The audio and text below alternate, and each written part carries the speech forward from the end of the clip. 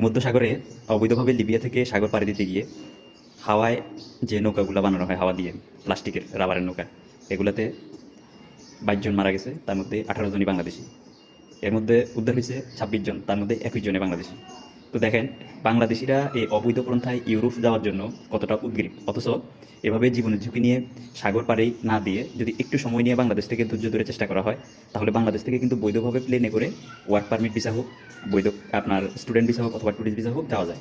এটা শুধুমাত্র আমাদের দেশের লোকজন যারা গ্রামে বসবাস করে তারা প্রপার ইনফরমেশনটা না জানার কারণে এভাবে অবৈধভাবে দালাল খপ্পরে পড়ে আপনার সাগর পাড়ি দিতে গিয়ে প্রতি বছর হাজার হাজার বাংলাদেশির জীবন চলে যাচ্ছে। আর এখানে প্রপার ইনফরমেশন একটা দিক লেখেন ছিল, আর একটা দিক হচ্ছে আমাদের মধ্যে ধৈর্য নাই। দেখা গেছে যে যারা বৈধ পন্থায় ইউরোপ যেতে চায় তারা 2 বছর, 4 বছর, 5 বছর পরেও কিন্তু সফল হয়।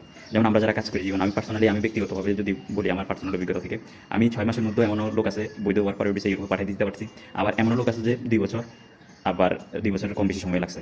তো এটা হচ্ছে ইউরোপের কাজগুলো হচ্ছে যে আপনার যারা বৈধ কাজের বিষয়ে বৈধভাবে প্লেনে করে যেতে চাচ্ছেন কোনো প্রতিবন্ধকতা ছাড়া, তারা এরকমই হবে, শর্টকাটও যেতে পারবেন, আবার অনেক সময় লম্বা সময় লেগে যেতে পারে, কিন্তু যাওয়া নিশ্চিত।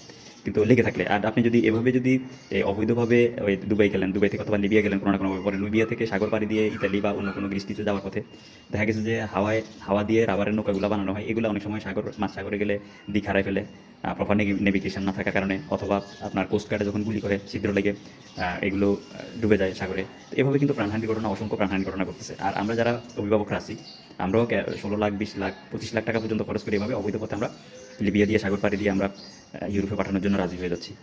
জীবনের আগে টাকা নয়, টাকা আপনার আছে ঠিক আছে, টাকার গরম আছে ঠিক আছে, কিন্তু এইভাবে জীবন বিপন্ন করে টাকা কামাইতে যাওয়া, অবৈধভাবে ইউরোপের মাটিতে যাওয়া, এটা কিন্তু আসলে শোভনীয় নয়। আর এতে করে আমাদের যে বাংলাদেশের জাতিসত্তা আছে, এই যে আন্তর্জাতিক মিডিয়ায় যে এই খবরগুলো প্রচার হয়ে যায় বাংলাদেশে অবৈধভাবে সাগর পাড়ি দিতে গিয়ে নৌকা ডুবিতে মারা যাচ্ছে, এগুলো কিন্তু বাংলাদেশের সুনাম অক্ষুণ্ণ হচ্ছে।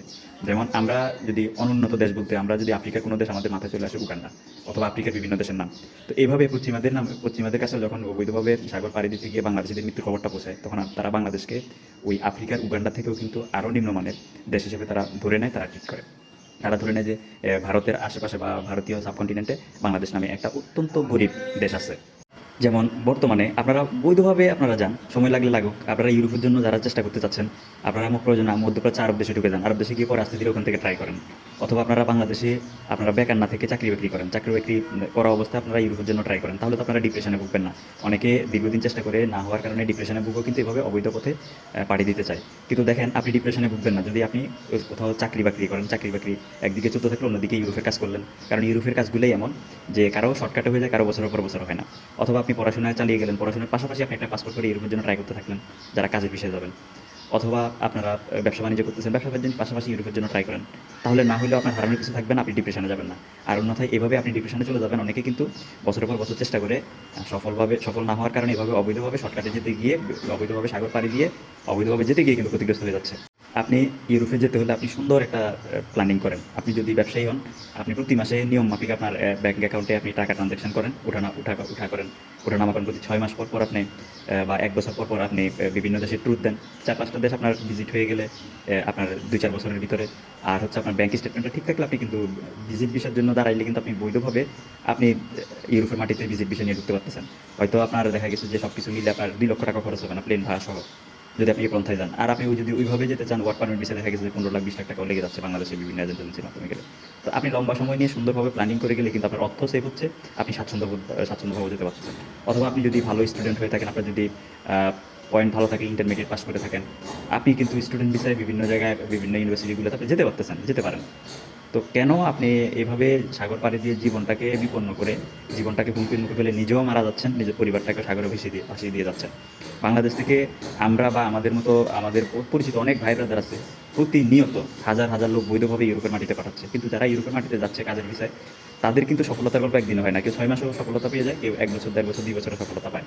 তো এটার জন্য হচ্ছে আপনাকে মাইন্ড সেট আপ করে আপনাকে মাঠে নামতে হবে। আপনাকে ওইভাবে প্ল্যানিং করে আপনি লেগে থাকলে আপনি সফলভাবে বৈধভাবে আপনি প্লেনে করে যেতে পারবেন ইউরোপের মাটিতে। কেন এভাবে আপনারা শর্টকাটে বিভিন্ন দেশ হয়ে সাগর পাড়ি দিয়ে যেতে গিয়ে নিজে হুমকির মুখিতে করতেছেন, নিজের পরিবারটাকে ধ্বংস করে দিচ্ছেন, নিজের জীবনটাও সাগরের অতল গভীরে বিলিয়ে দিচ্ছেন? আমার বোধগম্য হচ্ছে না। যেখানে আপনার বৈধভাবে যাওয়ার সুযোগ আছে, সেখানে আমরা কেন বাংলাদেশিরা অধৈর্য হয়ে, ধৈর্যহারা হয়ে শর্টকাটে যেতে গিয়ে আমরা এইভাবে নিজের জীবনটাকে বাজি রেখে নিজের জীবনটাকে বিপন্ন করে দিচ্ছে আমার কোনো বোধগম্য হচ্ছে না। যাওয়ার ক্ষেত্রে আপনার প্রপার ইনফরমেশন জানা লাগবে। ধরেন যখন যে দেশে ভিসা দেয় সেই দেশে ট্রাই করতে হবে। দালালের মিথ্যা আশ্বাসে মিথ্যা কথায় আপনি ভুল সময় ভুল দেশ ট্রাই করে সময় অর্থ বরবাদ করা যাবে না। আবার যখন যে সময় যে দেশে ভিসা দেয় সঠিক সময় সঠিক দেশে ট্রাই করার ক্ষেত্রে সঠিক এজেন্ট নির্বাচন করতে হবে। আর তার কারণ হচ্ছে আমাদের দেশে ধরেন 50 কাজ করে দিতে পারবে, কিন্তু পাসপোর্ট নিয়ে রাখে বিভিন্ন এজেন্সি 500 টাকা 1000 দিয়ে যায়। তখন দেখা গেছে যে কাজ করতে পারে, কাজ করে দেওয়ার সক্ষমতা আছে ওই সকল এজেন্সির, কিন্তু অতিরিক্ত পাসপোর্ট নেওয়ার কারণে তারা সঠিক সময় কাজ উঠে দিতে পারে না। তো সেই জন্য আপনি ভুল ইনফরমেশনে ভুল সময় ভুল দেশ ট্রাই করলে হবে না। যেমন বর্তমানে সার্বিয়া ভিসা দিচ্ছে, মেসিডোনিয়া ভিসা দিচ্ছে, তারপরে আপনার রোমানিয়া ভিসা দিচ্ছে, পর্তুগাল ভিসা দিচ্ছে, বুলগেরিয়া ভিসা দিচ্ছে। এগুলো যদি সময় লাগে কম বেশি, এই দেশগুলো মলদোভা ভিসা দিচ্ছে, বসনিয়া ভিসা দিচ্ছে। এই দেশগুলো যদি আপনারা ইউরোপে ট্রাই করেন প্রপার ইনফরমেশন জেনে সঠিক মাধ্যমে সঠিক সময় ধরে, তাহলে আপনারা সফল হবেন। আর যদি ওই যে আপনার রোমানিয়া ভিসা দিচ্ছে কিন্তু একজন আপনাকে বলো পোল্যান্ডের জন্য ট্রাই করতে অথবা হাঙ্গেরির জন্য ট্রাই করতে, আপনি প্রপার ইনফরমেশন না জেনে আপনি পোল্যান্ড অথবা হাঙ্গেরির জন্য ট্রাই করলেন, কিন্তু দিন শেষে আপনি সফল হইলেন না, ভুল সময় ভুল দেশ ট্রাই করে আপনার সময় এবং অর্থ বরবাদ টাইমও গেল। এভাবে কিন্তু আমরা ডিপ্রেশনে ভুগে যাই। তো এই জন্য যেহেতু অপশন আছে সঠিকভাবে বৈধভাবে বাংলাদেশ থেকে যাওয়ার, আপনারা চেষ্টা করবেন ভালো এজেন্ট এজেন্সি পাইলে যাচাই বাছাই করে জমা দিয়ে এভাবে সঠিকভাবে বৈধভাবে বুক ফুলিয়ে বিমানে করে যাওয়ার চেষ্টা করেন। কিন্তু অবৈধভাবে সাগর পথে পাড়ি দিতে গিয়ে নিজের জীবনটা বিপন্ন করেন না, নিজের পরিবারকে পথে বসা দিয়েন না। কারণ টাকা পয়সা আছে, আপনার টাকার গরম আছে, এই জন্য আপনার ধৈর্য নাই, শর্টকাটে যেতে যাচ্ছেন, কিন্তু নিজে তো ক্ষতিগ্রস্ত হয়ে যাচ্ছেন। জীবনের আগে টাকা নয়, যে টাকা কামাইতে গিয়ে যদি জীবনে না থাকে তাহলে এই টাকার কোনো মূল্য আছে?